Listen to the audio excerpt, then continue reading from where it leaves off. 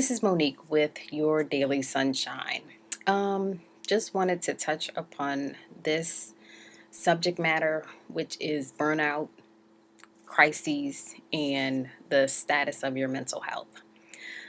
To me, mental health it's sometimes it can be very fragile because it's maybe not one thing that can put you over the line, but also maybe like a series of things. And just like the program on oxygen snapped, I'm like, I can understand some people just not knowing or just totally blanking out on a situation or their reaction to a situation, because the human mind is extremely um, extremely complex. But you have protectors and things happen, and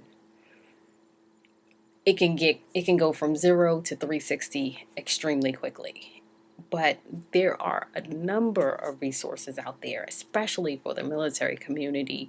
I know they're putting a lot of emphasis on suicide prevention for the soldiers who are coming back, and then also for the soldiers who are here, to give them help and support. So hopefully, if you're caregiving, if you need help and assistance, there is the crisis hotline. There are numerous resources. Sometimes you don't feel like it's there, but you really have to reach out. And then also contact your healthcare provider. I know a lot of healthcare providers, they do provide help and assistance, either with speaking with a counselor or some psychiatric help.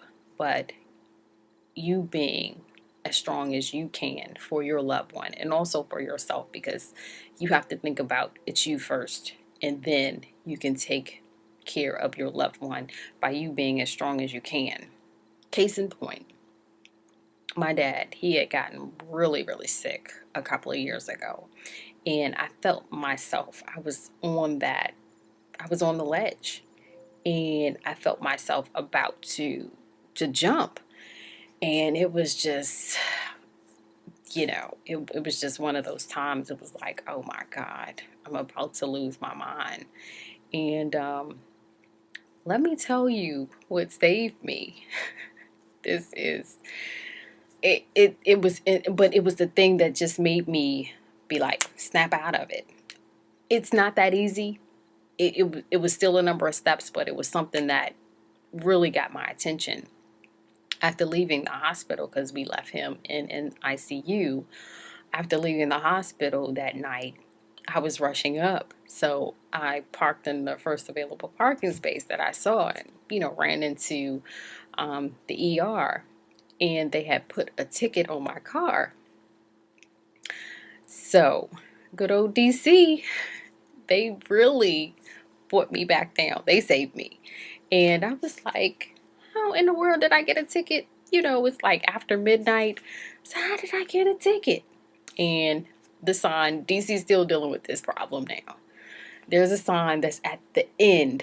I think I was parked somewhere in the middle, at the end of the block, or at the end of the driveway. There was a sign that said, no parking. And this is when they were doing street cleaning. I think it was like overnight, from maybe midnight to 5 or something. You couldn't park after midnight. And I just reached, I think it might have been 12:30, 1 o'clock or whatever. And just reached it. So that was the one thing for me. But also just make sure you stay tied in with your support groups and your friends and family. Don't go at this alone. You're not by yourself.